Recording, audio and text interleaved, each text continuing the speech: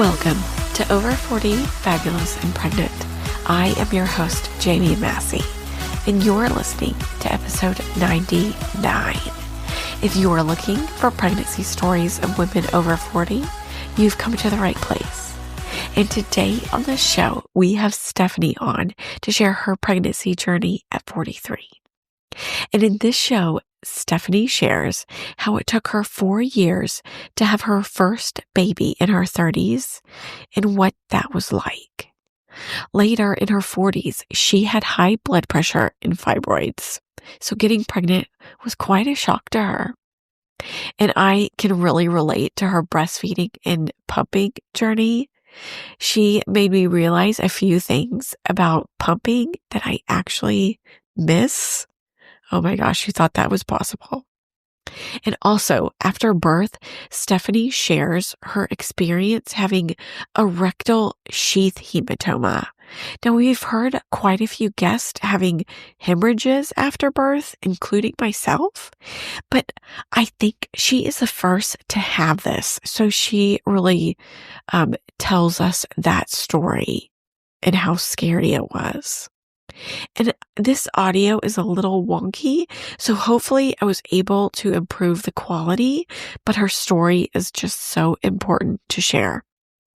And for listener feedback, today we have Laura, and she says, I'm 41 and had my daughter in 2019, and she is an absolute miracle, but started trying again in 2020 without success.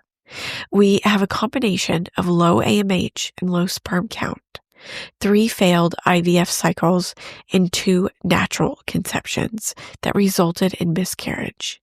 Now I'm just focusing on trying to heal my body naturally and keeping the hope alive.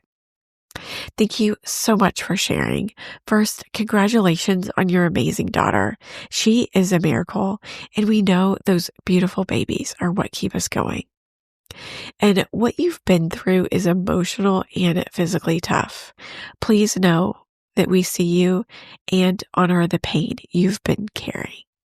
And I think stepping away and taking time to heal is such an important thing to do, and yet it's a hard choice to make.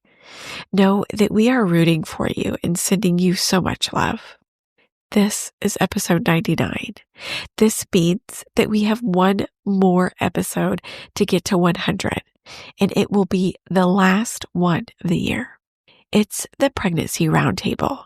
I'm excited to finish this year out strong, and I hope you'll be joining us on the ride. And with that, let's get into Stephanie's pregnancy story at 43. Stephanie, welcome to the show. Thanks for having me. And today we are sharing Stephanie's story at 43. But before we get started, Stephanie, let's begin you getting married and when that happened and if you wanted kids. We got married in 2020, but we have been together since 2009. Some things happened in between that caused us to keep pushing it back. I always wanted kids, at least 1 or 2, more than 3. I was like 27, 28 when we got together. But a couple years later, I'm like, okay, let's try to have a baby. My husband's 11 years older than me. So he has kids, but I wanted my own.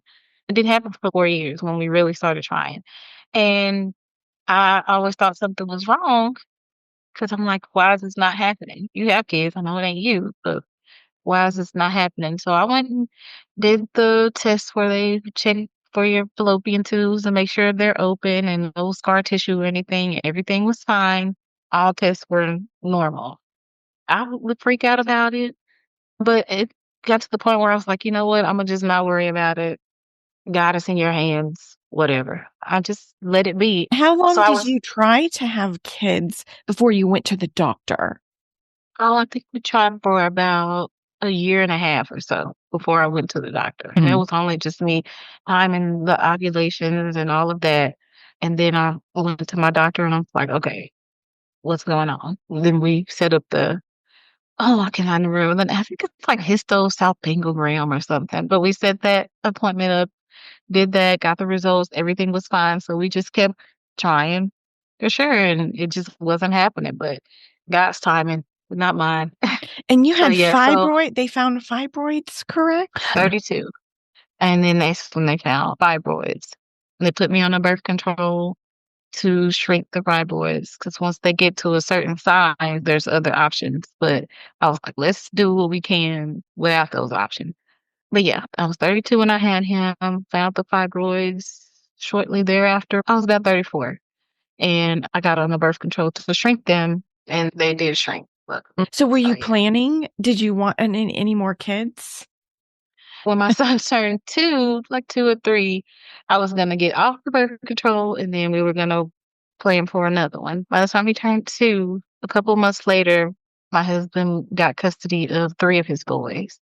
I instantly became a mom of 4 boys in the house, which was like, what? I barely knew what I was doing with this 2-year-old. And now I have to raise some preteens.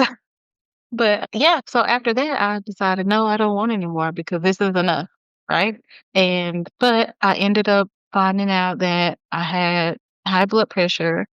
A lot was going on at the time, so my blood pressure was elevating, but the birth control that I was on was kind of contradiction, a contraindication of the birth control that I was on and the blood pressure medication. So I made a decision to get off of the birth control just to at least give my body a little rest from it all and just try to get my blood pressure regulated. And yeah, 2 years after deciding to get off the birth control and was feeling fine and not thinking of having a share. Can you walk us through that story? Yeah. So yes, I was late on my cycle, but I didn't think anything of it because that's happened periodically in my life. So I didn't think anything of it. And I was going through a phase where I won't say I was stressed, but I was at a place where I just felt like something needed to change in my life. I just wasn't, I don't know, I just felt like I was in a house full of boys. I needed more feminine energy. Like I just needed something. And so I really feel like I manifested this baby, but subconsciously. But I was just in this weird place where I'm like, okay, whatever. So I didn't think anything about my cycle being late. And it was late September, and my cycle was supposed to come. Okay. Of 2023. You were Um, 42 then? I was 42 and then found out I was pregnant that October and then had the baby in 2024. Gotcha. But yes, so late September, cycle didn't come, whatever. I ain't thinking about it because all this is going on. But I just started realizing like I'm just a bit nauseous. Everything is making me sick. I'm so irritated. Just what is going on? And with my son, how I found out I was pregnant with him is because I was so sleepy. I fell asleep at the wheel one time. Oh And that's my. what really made me go to the doctor to see what was wrong. But I was so sleepy with him, but with this one, I wasn't sleepy at all. I was like just nauseous. I wasn't nauseous with my son, period, at all. But this time I was very nauseous. And so me and my husband, we actually got into an argument that day. And I was just like, whatever, I'm taking the keys, I'm going to the store. I just need to go get something. He didn't know what it was. Went and got a pregnancy test, came home, I went upstairs, took the pregnancy test. And I'm not thinking like I'm pregnant, but I'm like, let me just rule this out. Pregnancy was the farthest thing from my mind, Jamie. I'm just like, maybe there's something I ate or just I need to change my diet. So I go take this test. I'm like, whatever. I pee on the stick, put the thing down. I'm sitting there playing Monopoly on my phone. And I just happened to glance over and I saw, and I was like, what the beep? So loud. I hear my husband come run upstairs. I'm like, don't come in here. Don't come in here. Cause I'm like, what? This was not the plan. Yeah. So, did you like you were in shock, Mm, but were you yeah. also excited or how were you feeling? That day I was in shock. Like the shock lasted that whole day. And like the next day I was crying and I was like, oh my God. I was just the shock of it all. I Mhm. wasn't like disappointed and it was just like, is this really happening? And my husband was like, how'd that happen? I'm like, really, dude? But the initial shock of it all and the fact that of my age, right? I Mhm. said I worked in perinatal, so I knew of the advanced maternal age. So because of my age and my blood pressure, that scared me. Mhm. I was like, I was shocked. When the shock went away, I was like, okay, the reality of this situation. Like, I'm 42 at the time, and I have this blood pressure, which wasn't like super uncontrolled, but I knew it was there, right? And so I'm like, I don't know. And my husband was like, we can do this. You're fine. Blah, blah, blah. You've worked out before and got your blood pressure down. We can do it again. It's going to be okay. He was more positive. I was more not like negative, but just the reality of it all because I knew how things could go based off my healthcare background. But I just, I instantly knew she was a girl and I was excited after that. Oh, that's fun. Yeah. Awesome. Tell us, how was the pregnancy? My pregnancy was so good. This pregnancy, I felt more feminine. I felt Oh. softer. I felt good. My blood pressure was amazing. My skin was like, and so I felt really good. I felt pretty. I felt like health wise, everything was great. Yeah, my pregnancy was really good. And what about your doctor? Did you just go to your OB that you used with your son? I did not. Mm. That OB did not take my insurance anymore. So I Oh. had to find another. Now that was a scare for me because I had been with my previous doctor, Dr. Speaks. I had been with her for forever through trying to get pregnant, the fibroids, and then having my son, and then now having to find a new OB. Ooh, that was scary for me. Ones that I wanted to find, the one I really wanted, she was out on maternity leave. There was another second option. She was like so booked. And then there was a third option. I was leaving messages and no one would ever call me back. So I'm like, I don't want to go there. So I ended up taking this other choice. And yeah, so that was scary. I won't say that she's necessarily a bad doctor. I won't say that. But her bedside manner did use some improvements. I'll say that. Okay. I understand. Yeah. Yeah. What was important to you when you were looking for a doctor? You got to help me bring this life into the world. So I wanted it to be more of a relationship instead of a transaction. Like my doctor before I even thought of having kids, I had been with her. And I didn't Mhm. expect the relationships to be the same between the old doctor and the new doctor. However, me working in the medical field and working around doctors, I expected a little bit more from her. And Mm. just in totality, like her throughput or just how thorough she was or was not. I just Mhm. expected a little bit more. Yeah. But yeah, I expected to be at least somewhat of a relationship and understanding of, okay, this is what the goal is. And this is Mhm. how we're going to get there Mm. versus, hey, okay, this, and you're on to the next one. Felt like a number. So you said you knew it was a girl. How did you find out? Or did you find out? Yes, I did find out, but and like I said, I think I manifested her because prior to that, I have a house full of boys, and I was praying for Lord, just bring me some more joy. I always said joy, bring me more joy, bring me more feminine energy, or whether that's hanging out more with my girls, my Mhm. friends, and something, bring me new people in my path that would bring this energy to me, right? Mhm. Because I just felt like I wasn't myself. And so I think that when I found out I was pregnant with her, like that day I kept calling her the she. I don't know if I can have her, like my health and my age and her. I just kept calling my husband like, it's gonna be a boy. I'm like, no, it's definitely a girl. It's definitely a girl. So whatever. But something in my spirit just knew it was a girl. And I think that was God giving me that feminine energy in a way that I had been praying for and giving me that joy, which her middle name is Joy. Oh, I love that. So, Tell us how you found out.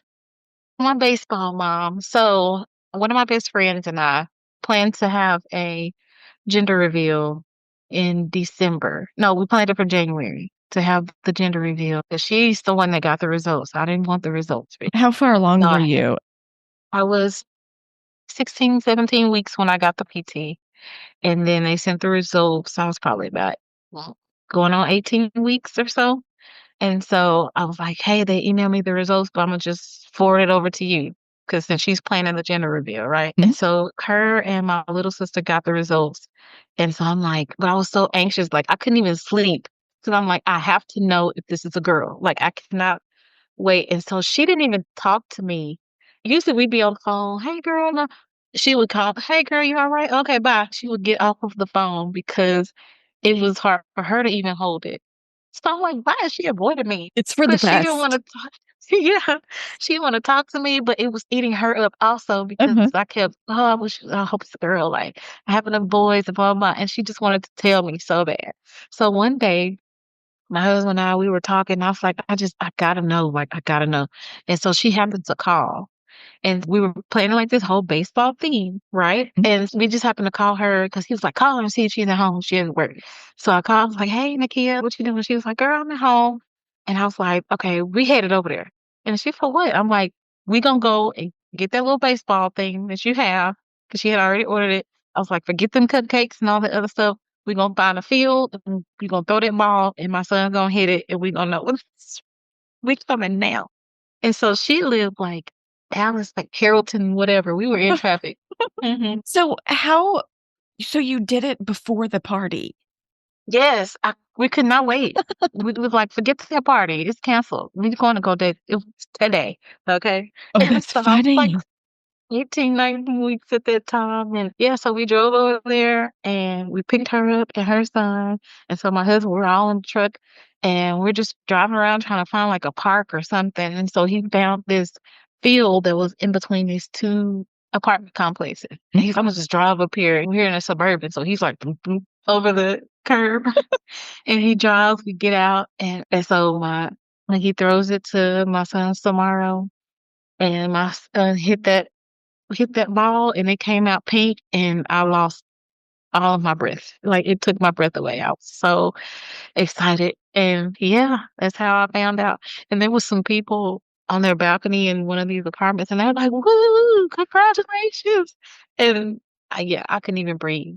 Oh, It how took my fun. breath away to confirm that it was a girl. It was confirmation, more like an. Yes, Oh, I yes, it love was that. confirmation. Yeah, Yes. that was another reason why I named her Joy because that moment was so joyous for Mhm. me. And she had a whole nother middle name set, but I was like, we have to name her Joy. We have So during your pregnancy, was there any product that you couldn't live without that helped you through pregnancy that you could recommend? I did get a pregnancy pillow, but it was, oh, I think I was maybe second trimester going into my third trimester. And that was just when I really just started feeling the Mhm. back pain. Other than that, I was fine. So the pregnancy pillow definitely helped me once I got it, right? When I really needed it, it really did help me. I still have it. I call it my boyfriend, and the kids do not like it. I'm like, hey, where's my boyfriend? I named him Denzel Washington. I named my boyfriend Denzel. And my kids are like, Mom, really? What's dad gonna think? He knows the relationship that me and Denzel have. Okay. I So understand. so pregnancy pillow list. And then as far as like any other product, I hand make body butters and stuff. That was Ooh, definitely helpful. Body oils definitely help because I didn't really get any stretch mark. I saw a stretch mark come the day before my water broke and it was just a little red mark. And I was like, oh, really? You wait this long before you come? But okay, I'll take it. that's Yeah. funny. Okay, so we have a house full of boys. How Yeah. do you prepare for this baby girl? I didn't do any classes. Like my closest cousin and my best friend, one of my best friends, they have girls. Mm. So that was like my class. I've watched them closely. I've watched them grow up and I hear the stories and we talk about things. I've even asked them certain questions and everything. But yeah, like that's been my class really. And Mhm. then I have sisters. Having sisters and then raising your own is different, but also to see characteristics in your own that are similar to people that you're already close to or have been raised with. But no classes to prepare, but just my heart was already ready for her. Did you have any cravings or did you change your diet at all or anything? I crave collard greens at first. I don't know. I will make a pot of greens. Never did that before. but I did. Wow. So yeah, it was crazy. I wanted collard greens and pizza and Lucky Charms and apples. What a combination. A variety. Yeah, like I didn't put the apples in the Lucky Charms, but I wanted them like together. I wanted them together. But yeah, other than that, but those cravings, they didn't last throughout the whole pregnancy. But it was more they came and they went. But just throughout the rest of the pregnancy, it was more, okay, I want this. I didn't really crave specific things, but what I wanted and I want it now. How was your blood pressure during your pregnancy? My blood pressure was great during my pregnancy. I felt like I didn't have any blood pressure issues at all. And it was my main concern, but I tracked it daily, twice a day, and it would be like 117 over 72 and or 122 over like 80s. And it was just perfect blood pressure all the way through. There was at one point, oh, how many weeks was I? 30, was I 30? I think between 28 and 30 weeks, I was having contractions. I forgot about this part. I started having contractions. And I'm like, why are they so close? They were very close together. And went to the hospital and they gave me, oh, all these names just went away from me. But they gave me the shot to where it stops the contractions, right? And came home. They were like, I was like, okay, they stopped. I'm good. We drove home. And by the time we exited to exit to my street, I started feeling them again. And I'm like, okay, maybe I'm tripping. Let me just go home and lay down a little bit, pay attention to my body and whatever.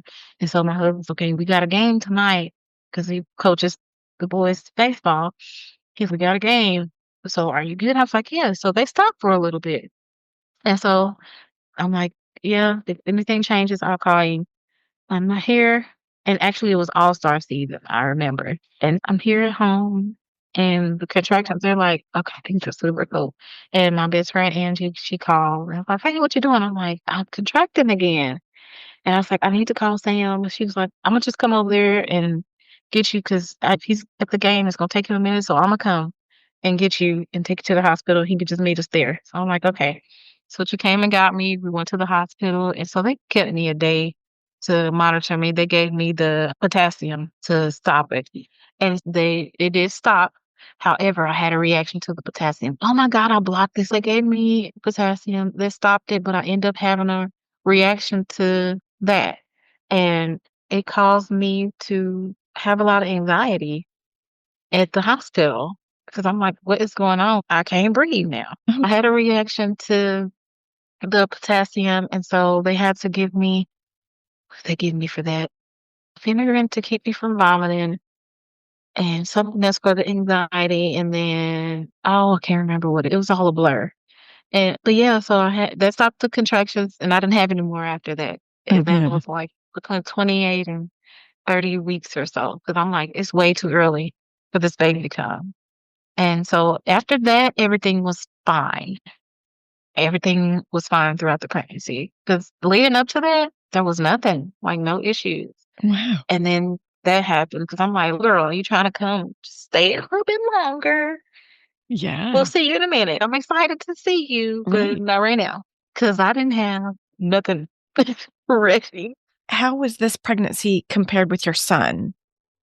I felt great throughout this pregnancy. My son, I felt great, but I think when I was pregnant with him, there were more like outside things that were affecting me and like things that were going on that was stressful. So those things kind of just a lot of outside noise when it came to the pregnancy with my son. I didn't feel as pretty with him, but it was still a good pregnancy. But with him, he almost came early and I didn't have any contractions or anything, but there was no movement with him. And I think Mm. I was at 22 weeks, 20, yeah, about 22 weeks with him. And I ended up being in the hospital because he's in there messing with the umbilical cord and causing his oxygen to go to him. He still just messes with stuff. Uh-huh. But yeah, he was in there messing with the umbilical cord. So I had to stay in the hospital for a good 3 days and lay on my left side. They would not let me Mhm. turn over. And it was crazy. It did like laying on that side, it became numb and the numbness started to hurt. And I'm like, please just let me just, I couldn't get up to go to the bathroom. So of course I had to be catheterized, but I had to stay on that left side because that's the side that brings more oxygen to the baby. And yeah, that was painful. But after that, the rest of the pregnancy was fine. And he Do you- came right on time. He was born maybe 4 days earlier than his due date, but oh, he was wow. So was this pregnancy with your daughter, was it easier or harder, would you say, or the same? I say with easier only because of there was no outside noise this Gotcha. time. I Okay. was able to enjoy the pregnancy more than I Mhm. was with the first one. Gotcha. Even though the first one, the pregnancy was fine itself, but just everything else going on took away from me just actually sitting in this and being able to enjoy it. This time I was able to actually sit in this and enjoy it and just be a girl Yeah, and just feel all the feels and get doted on and waited on. And it was nice. I love that. So tell us, what was your birth plan for your baby? I wasn't sure if I wanted to do because I had a C-section with my son. So I was like, do I want to try out the vaginal birth or do the C-section? Mhm. And so I was open to both, but still scared of both, still Mhm. terrified of both Mhm. because I'm like, what is coming out of what? You cutting it out of what? All of it still terrifies me. Even though I've worked in these clinics for forever, it's still, oh my God, when it's actually you. I wasn't sure on that yet, but then we ultimately decided, okay, let's go with the C-section. And then also just the environment that I wanted. I wanted a calm environment. And I had this everything typed out and ready to hand to them and everything. Didn't get to do that Uh, because at the time my water broke and everything, it was like 2 or 3 in the morning. uh-huh. And so I didn't even get to grab it and take it with me. So they have everything laid out like I wanted it to. Uh-huh. But I talked to one of the nurses and she was able to make sure I got some of the things that I wanted, Uh-huh.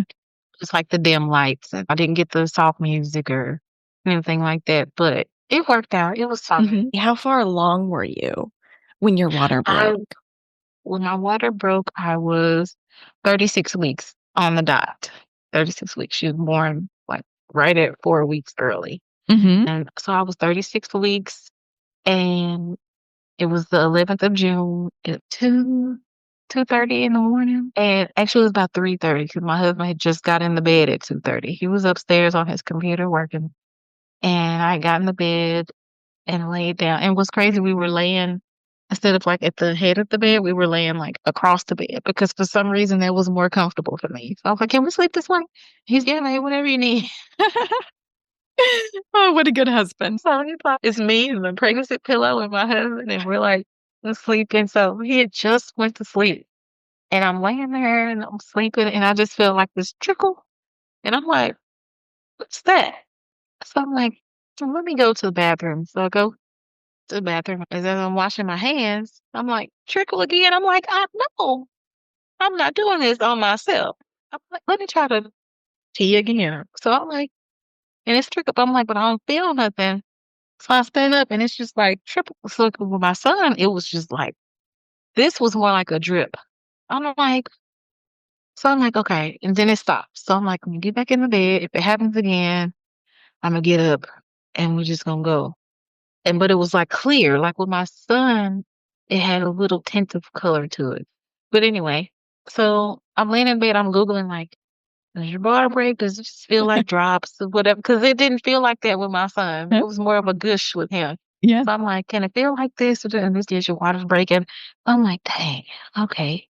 But I'm like, 36 weeks. I'm Googling like 36 week, will your baby be okay? Like I'm just Googling all this stuff, trying to make Sure. sure this is what's really happening and is she gonna be good and Mhm. all of that.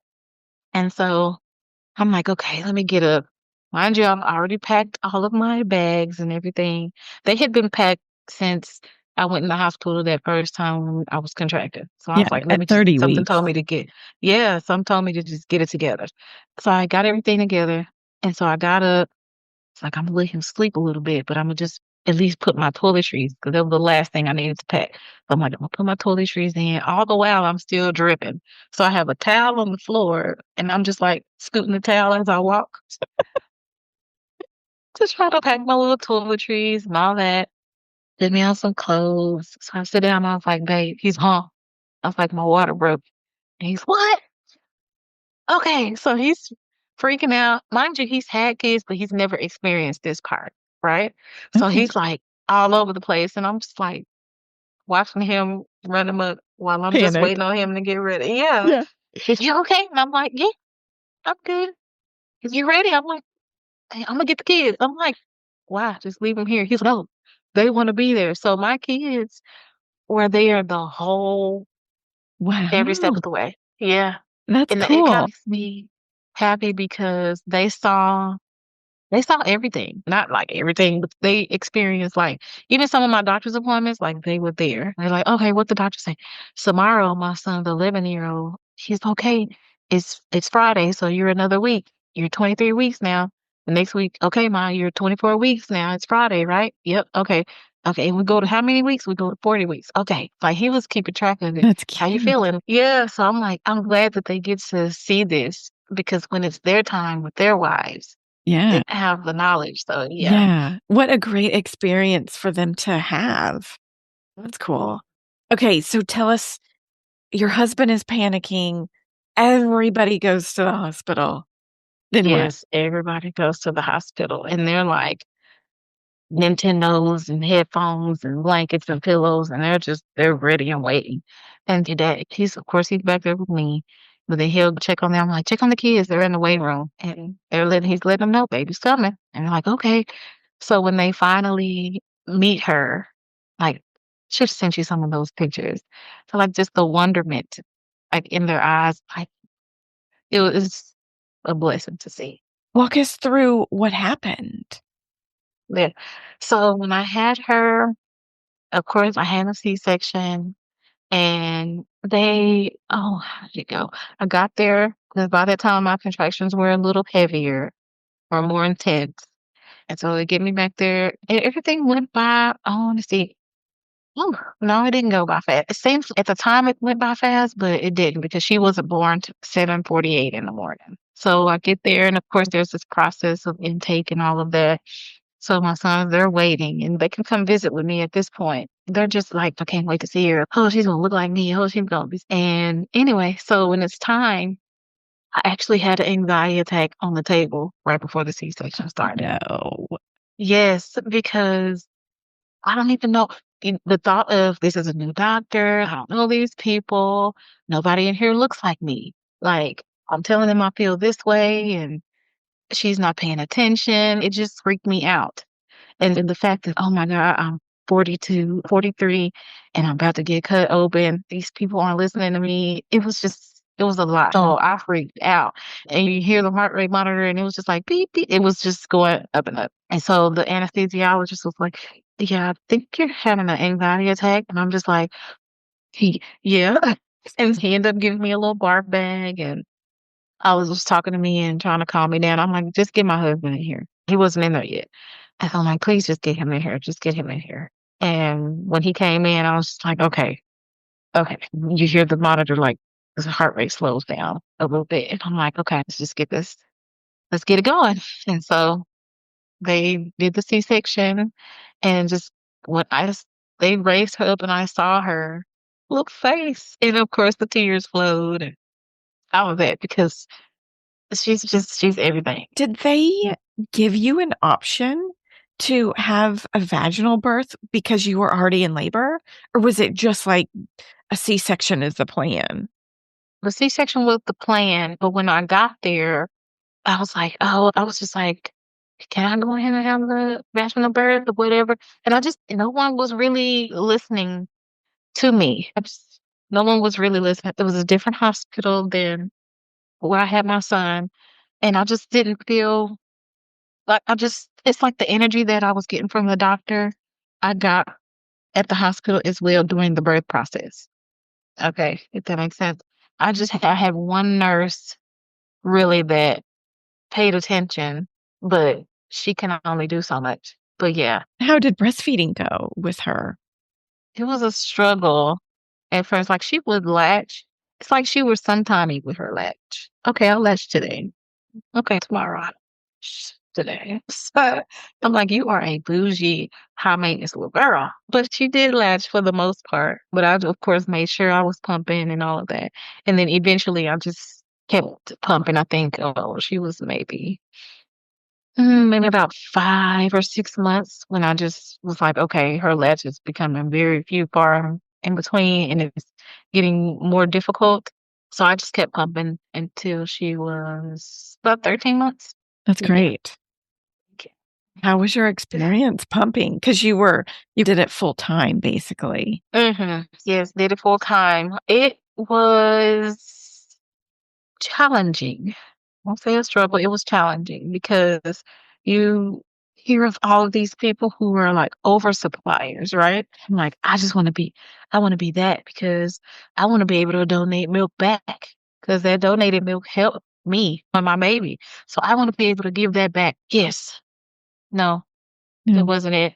I was not a oversupplier at all. I was a just enougher. And that's Just okay. enough. That's perfect. It is okay. And it was a blessing. However, it was I'm trying not to use the word stressful, but it would always be a concern because certain things would make your supply drop. Oh, if you're stressed or if you're sick or Mhm. something. And I'm like, if my supply drops below this just enough, is it going to be enough? Will I have enough? So that was always a concern of mine. And then I worked up to build a freezer stash.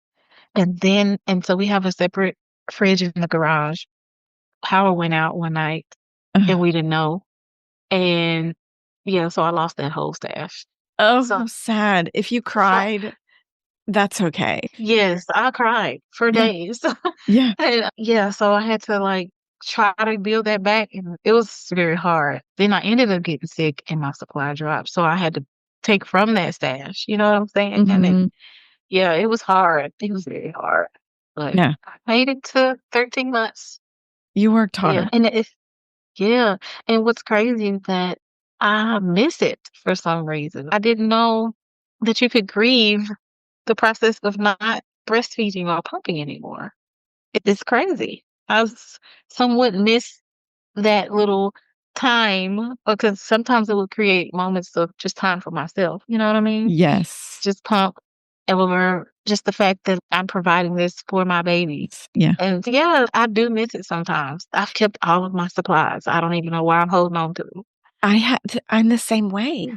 And that moment, like, at 4 and 3 in the morning, you're like, "I just get to do nothing." Yeah, Yeah.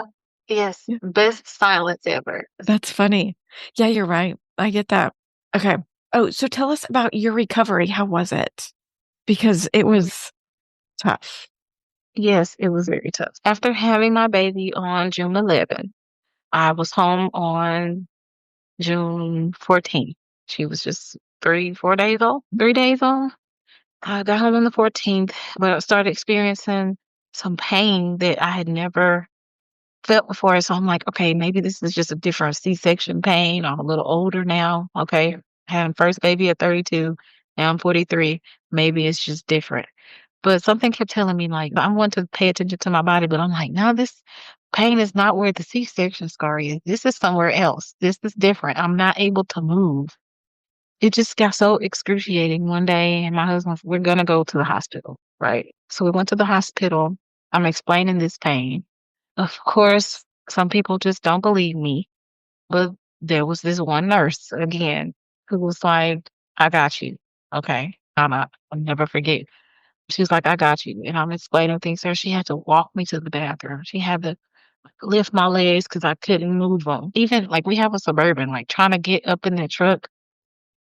Yeah, I don't wanna do it again. I couldn't, like, laugh, like, my husband like, we laugh all the time in this family. I couldn't even laugh, like, it was just hard. So, anyway, to the hospital, they're running all this tests and all this. Comes back, I have a rectus sheath hematoma, which is basically I'm bleeding out in my abdomen. I'm bleeding out in my abdomen. I'm asking for answers like, how did this happen? Did something go wrong in the C-section? Nobody's able to tell me anything, whatever. They just said a blood vessel rupture. Actually, I didn't get that answer until after I'm sent home from the hospital and I follow up with my doctor. So this is a week or so later, Oh right? my Of me gosh. being released from the hospital. So anyway, I have a rectus sheath hematoma. That's this bleeding, blah, me bleeding in my abdomen. It stopped bleeding out, but it coagulated, which made this really jelly-like substance of blood, right, in my abdomen. It's too thick for them to drain, and it's too fatal for them to do surgery and get it out. So I had to basically wait to see if my body would reabsorb this naturally. In that waiting process, if I made a sudden wrong movement or did too much or bent the wrong way or lifted the wrong way or it could be doing anything, it could rupture again and I would bleed out and not be here. So that's scary because I'm like, any day something could happen and I won't be here. The pain of that, the sadness of that brought on postpartum depression for me. The healing process of that was very long. I had the baby in June, found out about this hematoma by the end of June. I didn't start feeling like myself until, or close to myself, until November. So that's a long process of healing after Mm-hmm. having a baby versus, oh, 6 weeks, you're able to do what you can normally do. Yeah. That wasn't for me. So I'm just getting back into feeling like me and, oh, okay, I'm able to go on my walks or maybe I can jog a little bit or run after my toddler. So yeah, it was a very long and scary healing process. How long did it take to go away? They said it takes about 2 to 3 months based off what the doctor said and what I'm researching. It takes 2 to 3 months to go away. Mine took about 4 months to go away. Yeah, yeah, a long time. Even though they said it wasn't there, just the mental aspect of, or just the mental part of that, I'm just like, is it really going away? Any twinge I felt, I'm like, hey, I need to get into the doctor. Can you do an ultrasound? Like anything, because I wanted to just be sure Yeah. that it's gone. And I'm still like subconsciously cautious of the things that I do. And who wants to live like that? But it's there. And sometimes it makes me really emotional. Like even like about a week ago, I was just in the bathroom grooming myself and just sometimes it comes to me and I just start crying because it was very scary. And Yeah. sometimes I can talk about it and it doesn't bother me, but there's moments where I'm like, I could have gone. And yeah, it's definitely it was hard. It's very hard. Yeah. It was a life-threatening experience. I understand how you can get emotional about that. Yeah. Is there anything else you wanna mention about your pregnancy or birth? Mm, it was a beautiful experience, the pregnancy. Some parts were a little scary, but all in all, it was a blessing. It Mhm. was definitely a blessing, definitely an eye opener. But yeah, just to other women, just ride the wave, honey. Yeah. And tell us, do you have more plans to have kids in your 40s? I do not. My husband is so open to it, but I don't know. The thing is that I would, but with having that hematoma, like that scared me. Yeah. I Mhm. don't know if, and sometimes I'm like, oh, I really could have another one. Like I could, but it was just so much joy. But I'm like, the reality of is, will that be best? Because I don't want that happening again, or it'd be worse. That's the part that scares me the most. Yeah. I don't know. I don't know. Okay. Yeah. And what has been your biggest challenge being pregnant in your 40s? The biggest challenge of being pregnant in my 40s was, I would say, just because my blood pressure wasn't an issue during the pregnancy, but when it came down to it at the latter end of it, the preeclampsia, it did come. Even though I was tested for it earlier, it did come later in the pregnancy. So that was a concern. I wanted to make sure that I and the baby was okay. But then just Other than that, the people are always going to have something to say. Even to this day, I get judged about how would you have a baby at 43? This is my uterus. Okay. But there's a lot of judgment in it, but it's just noise. Yeah. We can shut out noise. Other than that, it was great. I just setting up boundaries was, I won't say a challenge, but it's very important. Mm. Create boundaries with people, family included. Yeah. Yeah. And is there anything you'd recommend that would help for someone for pregnancy and birth over 40? I would recommend boundaries are important because your peace of mind and your health is what's going to help you bring this baby into the world, Mm. right? Your support system and making sure you have systems in place, right? And yeah, making sure the communication with your doctor is great. And if you don't have a doctor or that has great communication, get a doula or coach or just somebody close to you that's going to be an advocate. Pay attention to your body. Know how you feel. Don't let anyone tell you how you feel. You know what you're experiencing. I feel like pregnancy and motherhood gives us another, it's like our seventh sense, that your sixth sense, maybe your common sense, but motherhood is something totally different. So there's a superpower there that other people may not understand. So lean into that and just be aware and be very self aware. Yeah. But I feel like I never thought I would have a baby over 40.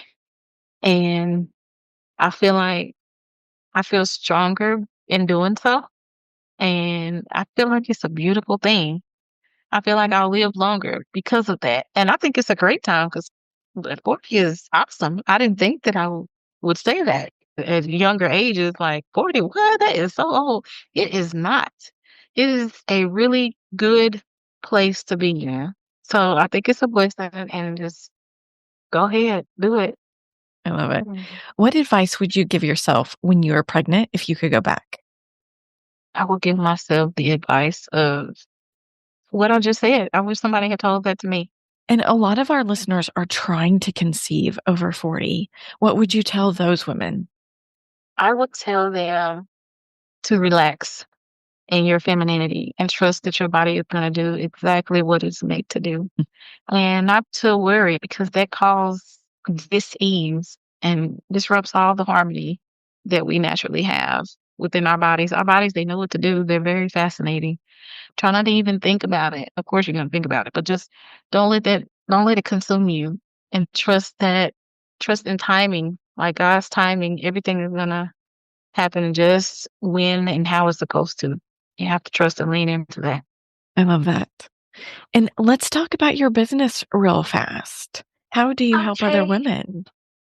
Rooted in Joy Maternal Wellness is, I'm so excited, but it's my new baby and it's called Rooted in Joy and it's JOI after my daughter's middle name.